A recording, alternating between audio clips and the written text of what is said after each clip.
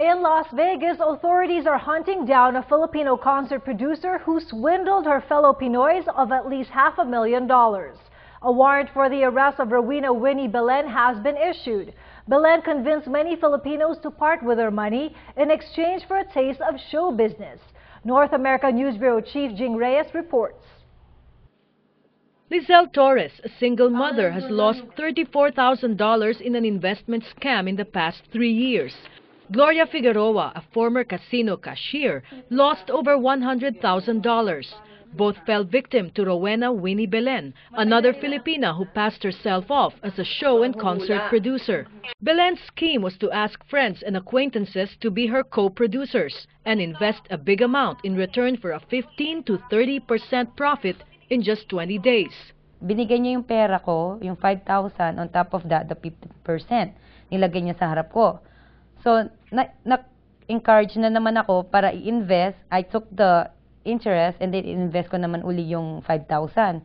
Tapos gano'n na naman. Nagpo-produce siya and then, baka gusto niyong sumosyo. So, yun ang sinasabi niya. So, sis, good naman kasi. Kaya, nagbigay naman kami ng bigay ng... But after collecting several thousands more, Belen stopped giving back profits. When the victims started to ask for their money back, Belen could not pay. Her checks bounced. The 3 cellular phone outlets she used to own have been sold and are under new management. Winnie Belen has disappeared.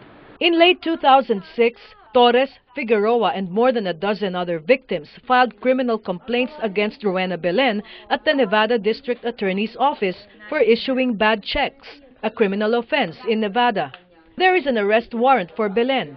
Deputy District Attorney Bernard Sadrowski says if she's still in the U.S., people should alert the police on her whereabouts.